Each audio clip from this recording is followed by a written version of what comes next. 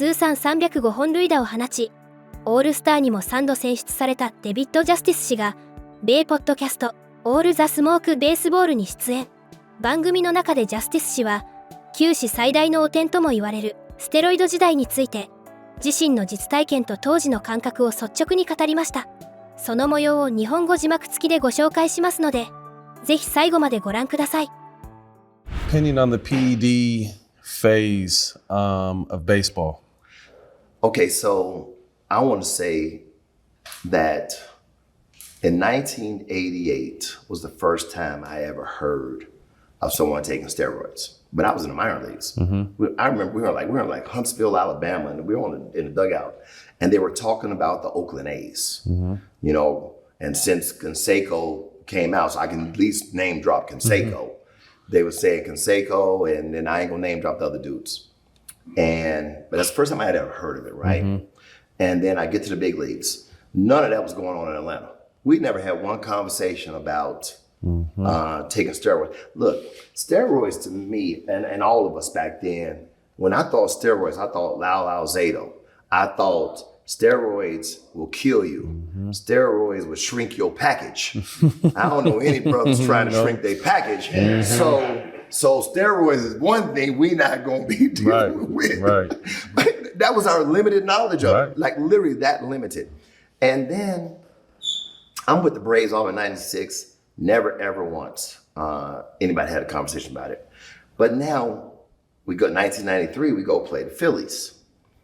And the Phillies got some big dudes over there, Dykstra, right? Kruk, and I had gotten sick in Philly, and I went to the doctor. We're on the road, and the doctor said to me, "Hey, you know, there's guys on the Phillies taking steroids." He said it to me. I don't know why he said it to me. And then he confirmed, he said one of the guys' nuts was shriveled up to, yeah. And I didn't respond. In my mind, I'm thinking, yep, that's why I ain't gonna never do that. But anyway, and then there was a couple players that at All-Star game, you see like all the acne on their back. Some of the guys that came in the league that we was the same size as me. I came in the league, I was 6'3", 203. And then you see the guys that came with me, and all of a sudden now he's 6'3", 235. You know, we don't have enough time in off season to put on that kind of. It's a hell of an off season. Man, we don't have enough time to do that. But here's the way we looked at it in those early '90s. Because we used to have football players come out and take batting practice. The Falcons would come out and take batting practice. They can't hit the ball at the infield. If they even make contact, they got too many muscles, right? Them dudes swole. So our limited mindset of it was, man, you can take whatever you want to take. It ain't gonna help you hit the ball. It's not the hand-eye. It's not gonna help you hit it. So all you're doing is messing around with your life, the longevity of your life. But it was never really a big topic. '97, when I go to Cleveland, nope, never a topic. It wasn't until I went to the Yankees in 2000 when McNamee, who was claiming to be Dr. McNamee. He was the first guy that, you know, I'm there a week. And he come in, hey, DJ, what you taking? Man, I thought this dude was talking about some vitamins, dog. What you taking? I'm like, what you mean? He said, what you, because at that time, my wrist was hurting. I had hurt my wrist, and I was playing with a sports hernia. I ended up having a hernia surgery after the season, 2000, after we won the World Series. And he said, well, if you take this HGH, it'll help you. He said, doctors prescribe it. It'll help you with your injuries. And I asked him, is it steroids? He goes, no, it's HGH, a human growth hormone. So I'm like, all right, cool. I'm gonna put it in my locker then. Puts it in my locker. I go to my locker, I look, it's needles. I don't know, dog. My mama had to hold my hand when I got shot to the doctor. You want me to shoot myself with it? Man, I can't do this, bro. So I'm telling you, if it was in a vitamin pill like that, man, I'd have been okay. I'd have been taking them because I thought it was okay. This is the New York Yankees. Right. This is the New York Yankees. You know, you figure they hire nothing but the best. I mean, that was my mentality. And here is Dr. McNamee telling me that this is okay. So I'm like, all right then. But I'm telling you, if it had been a appeal form, I'd have been taking it. I would have been. But the teams I played on, it just wasn't prevalent to the levels that Canseco, Jose says it was 50% of the guys, 67%. That's what Jose said. I wasn't around them dudes. I wasn't around nobody talking about it like that. So maybe it could have been a lot of guys, but they weren't on Front Street with it. They wasn't saying nothing about it. Obviously, you can't speak for others, but what was your stance about, obviously you guys known it was happening and you probably knew some of the guys that were doing it. What was your stance with that as far as, okay, hey, we know so-and-so doing it? The stance was, it ain't gonna help you be a better hitter. Right. Literally, it was literally just that simple. Take what you want. It ain't gonna help you be a better hitter. So you don't see, I mean, so is it fair to say like, you don't have any anything? Would you wouldn't be someone that said like, well, guys that did that shouldn't be in the Hall of Fame? Like that was that ever your point of view? So the reason that is a tough one because HGH and steroids is different. Yep. Now here's what I think about HGH. The thing with HGH is your recovery. Yes. Which is important in your sport. Which is huge in my sport. So let's say you play 162 games.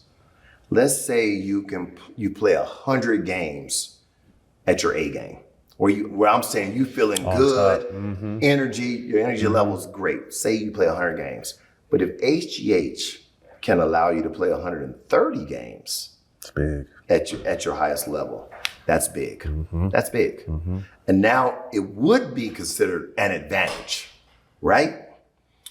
But then we had greenies were part of our game too. Greenies Explain what greenie, because I mean, I don't really, I heard of them, but is it energy? Is it stem? What is the greenie? So I took my first greenie in my last year in the big leagues. I was 36 playing on the West Coast with Oakland. And we had those day games, and I just can't get loose until noon. But we on the field at 1 o'clock game. I can't get loose till noon, and we on the field at 10. So I was like, let me try this. So yeah, it's just supposed to give you some energy. But there were teams that had like the biggest thing is jars of greenies sitting right there. I did an interview. I was talking to a reporter. We talking, interview me, right? He walking with me. I walk over to the coffee, take a greenie, pop it open into my little black coffee, drink it while we talking.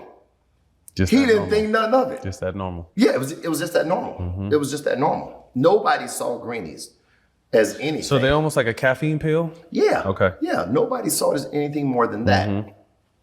So when you talk about, like I said, so I understand the perspective of guys that took HGH and steroids should not be in the big leagues because I do believe it absolutely gave guys an advantage that made them in their recovery, that made them be able to play more of their best baseball on a daily basis. And then you got all these guys like my man Fred McGriff. Crime Dog had to wait 100 years, it seemed like, to get in the Hall of Fame, who didn't do any of that stuff. All he did was bang every year, you see.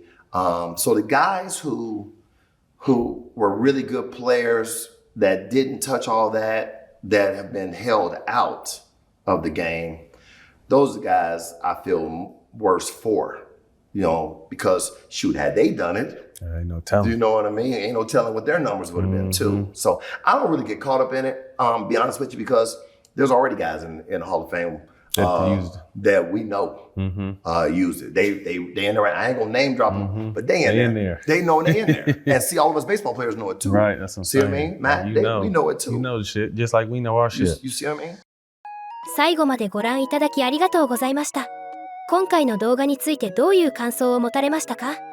ぜひコメント欄で意見や感想をお聞かせください。チャンネル登録やグッドボタンを押していただけると励みになります。それでは次回の動画でお会いしましょう。